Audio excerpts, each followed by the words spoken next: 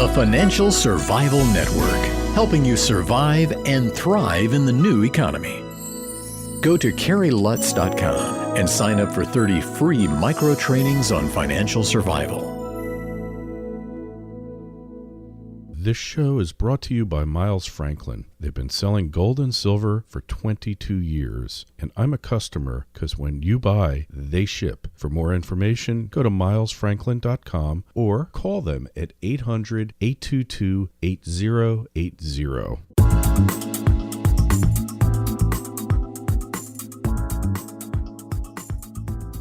1490 WGCH. This is Carrie Lutz. You're listening to the Financial Survival Network. If you think that Ron Paul doesn't have a chance in his bid for president, you don't think he could win in a third-party effort, well, my next guest, James Jaeger, a noted documentarian, he's got 5 documentaries under his belt, did a movie not too long ago entitled Spoiler, and he's with us now to discuss Spoiler and the upcoming groundswell for Ron Paul. James, how are you? Hey, Kerry. Good to be on the show.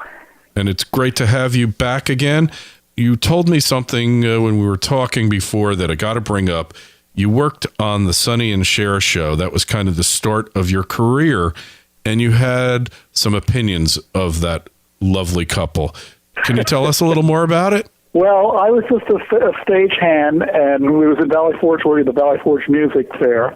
And we had shows coming in and out, and one of them was the Sonny and Cher show, so I had the opportunity to work for Sonny and Cher. Now, this is back in I guess it was the 70s when they first started out. And backstage, we used to get to hobnob with the stars. And as I was saying, Cher was kind of cold. I actually wandered in her dressing room, and I had to drive her back and forth to the hotel, so I got to know her a little bit. But Sonny was really nice. He used to sit there and shoot the wind with us, and he was a real friendly guy, and so of course he went on to a political career, and he was the backbone of the relationship. So it was a real honor to get to meet him. And Cher has a sister that looks almost exactly like her. So on Mondays, one of them was in a good mood and the other was in a bad mood. And then the next day, it switched. So, but you never know which was which. So it was kind of a fun experience. You just knew. Shortly after I did. Huh? You just knew that you had to wear your helmet because you were going to get slammed by one of them, right? Yeah, it was a lot of fun. It was we had 2,000 or 3,000 man crowds every not every night, but usually every 3 days a week, and did a lot of shows. We did the Peggy Fleming show, Sonny and Cher show, lots of plays, and so it was fun. And then I moved out to California to work in the Hollywood film industry. Right, and you've been there for quite a while. Worked on a lot of movies. And what's your take now? It's a spoiler. It's been well received. You think it's having an impact? Well, when we released Spoiler, we sent out a national press release, and literally every television station and newspaper in the country picked it up, put it on their sites or put it on their websites, except for the mainstream media. So right there, that should tell us something, that the mainstream establishment, the Republican National Committee, and so on. They're just, they're going to put their candidates forward no matter what. They're going to listen to their masters at the Council on Foreign Relations and their masters in military-industrial complex, and they're just going to march right on forward. I don't think it matters what kind of votes Ron Paul gets. He's going to get closed out. As you can see right now, the media is ignoring him. Yeah, so it's basically the public be damned, huh? It's now at the point where they don't have to put him on camera, and so they're not doing it. So is he out of sight, out of mind, or what? That's what they're trying to do. However, here's the thing that's interesting.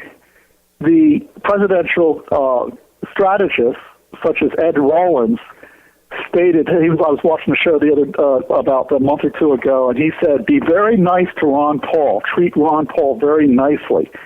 And I got to think, well, why could he possibly be saying this? And it turns out that if Ron Paul were to drop out of the GOP, he could take at least 12% of the votes with him. He could then pick up another 15% from the independents, and he could pick up 11% from the left, the Democrats. That would give him 38% of the vote, which is enough for him to win the presidency in a three-man race. Hmm. So, and also, don't forget that they want to make a deal with him, I think. Whether it's Rand Paul running as VP, I don't know, but they're looking to buy him off some way, and it's going to be interesting to see, is it worth having Rand Paul as vice president, or do you just go the third-party route? Well, they would try to buy him off if they thought he dropped out and ran as a third-party candidate. That's exactly why we named the movie Spoiler, how a third-party political party could win. Because the fact of the matter is, this term spoiler is a propaganda term that the establishment has invented to cause the independent thinker to think in chains and to make any changes. And they say, well, gee, if Ron Paul dropped out, he would be a spoiler because Barack Obama would get in. Well, so what? So what if Barack Obama gets in? There's no difference between Barack Obama and any of the other Republican presidents. They're nothing but actors. They take their marching orders from the Council on Foreign Relations and the globalists that basically dominate the banking system and the rest of the establishment through K Street. So the idea that Ron Paul could be a spoiler or that Ross Perot was a spoiler in 1994 is absolutely ridiculous. There's nothing to spoil. The Democrats and the Republicans, as we itemize in the film, have basically done the same thing. They've built the government to ever larger sizes. The Democrats specializing in building the welfare state, the Republicans specializing in building the warfare state. According to F.A. Hayek, they're both the road to totalitarianism. Yeah, and if you look now, there's a thing, the IRS wants to revoke your passport if you owe back taxes in the amount of $50,000 or more. I mean, that is a major, major step on the road to totalitarianism, because one of the things that people fled from countries to come to the U.S. was the right to travel freely, not just throughout the United States, but the world. And now we see them trying to restrict your right to travel just because you owe some taxes, which are unjust in the first place and are helping to prop up a corrupt and totally immoral state. Absolutely. The whole agenda has been nothing more than to limit our travel, limit our speech, limit our every involvement. They're at every single turnstile, at every transaction taxing us. They now have since the Patriot Act came into place, they basically we're just moving towards a totalitarian police state. That Patriot Act's got to go. It has to go. Yeah, and these things that are threatening the internet have to go. Yeah, along with the war on drugs, the war on self-defense or the Second Amendment, the war on alcohol, and the war on all these things that we're encountering now. It's all just a war on your freedom, your rights, your right to be a sovereign individual. It is a war on personal and individual sovereignty, right? It absolutely is. Ever since 1913, when the Federal Reserve Act was passed, the Income Act was passed, we have been moving slowly down the slippery slope of totalitarianism. And it all starts with the government being able to print up as much money they want in partnership with elite banks, the cartel of New York banks. And with this, they've built a standing army, which is against the Constitution. And it's just got to stop. I mean, if you want some of the details, we put these out in an earlier film called Original Intent, why the Democrats and the Republican parties are destroying the American dream. And it's on YouTube. It's also available on the internet. And fast forwarding, this Sunday, there's a special event taking place in Philadelphia, isn't there? That's right. This Sunday at 11 a.m., there's going to be a massive march on the Federal Reserve building in Philadelphia. And then Larkin Rose is going to speak, and a number of other people. And then we're going to march through the streets of Philadelphia and arrive at Independence Hall on the Green, where Ron Paul's going to speak. there will be 10,000 people there. Ron Paul is a rock star across the nation, and yet the mainstream media barely even mentions him. As RT says, what the mainstream media chooses to miss. Well, they used to be the gatekeeper of the information that you received. They decided what stories were going to be important to you and what stories would dominate your attention and your focus.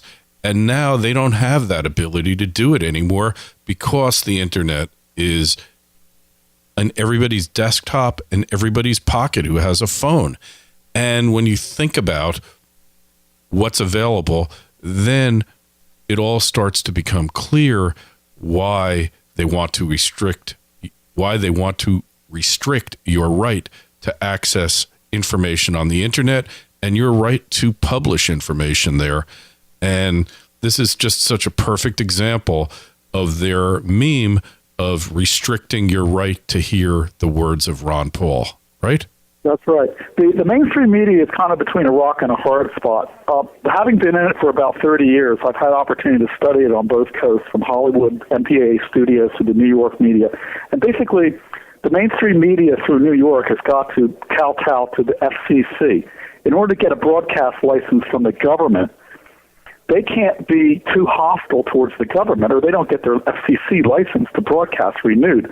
On the other hand, they have all these corporations advertising on their network, so they're taking revenue from the corporations. So therefore, they can't say anything in their news that offends any of the corporations. So consider the mainstream media is between a rock and a hard spot, the rock on one side being the government and the corporations on the other side. So that leaves you with virtually nothing. You have to go to Al Jazeera, RT, and the BBC to get your news about what's going on in America, or the internet, of course. Yeah, and I'm not too fond of Al Jazeera either. They have their agenda. That's the problem. The BBC has its agenda because it is British. Both of those two have absolutely. Both of those two have degraded recently. So the main one that I watch is RT. Yeah, RT. I'm with you on that.